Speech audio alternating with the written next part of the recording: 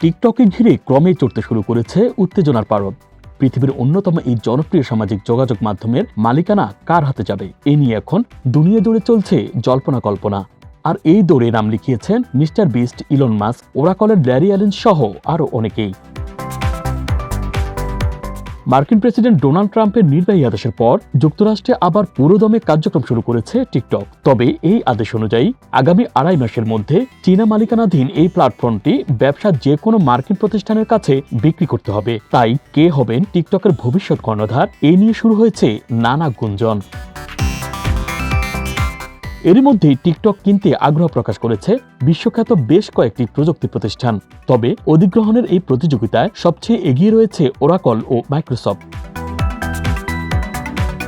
প্রযুক্তি বিষয়ক website the ভার্জের মতে টিকটক কেনার জন্য আলোচনা শুরু করেছে ওরাকল ও মাইক্রোসফট সহ বিনিয়োগকারীর একটি গ্রুপ।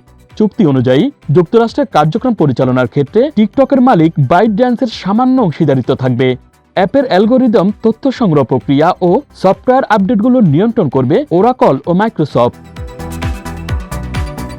এদিকে ট্রাম্প ঘনিষ্ঠ Elon Musk, real estate billionaire Frank McCourt ও শার্ক ট্র্যাকের host Kevin O'Leary TikTok কেনার প্রতি আগ্রহ প্রকাশ করেছেন বলে জানা গেছে।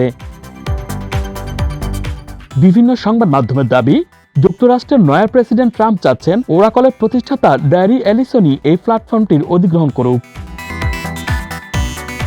চীনের টিকটকের কারণে যুক্তরাষ্ট্রের প্রায় 17 কোটি ব্যবহারকারীর তথ্য অপব্যবহারের ঝুঁকিতে রয়েছে বলে মনে করে যুক্তরাষ্ট্রের বিচার বিভাগ সহ বিভিন্ন সংস্থা। তবে টিকটক শুনানিতে বলেছেন, প্ল্যাটফর্মটি নিষিদ্ধ করলে তা বাক স্বাধীনতার উপর হস্তক্ষেপ হবে। Dhaka express desk report.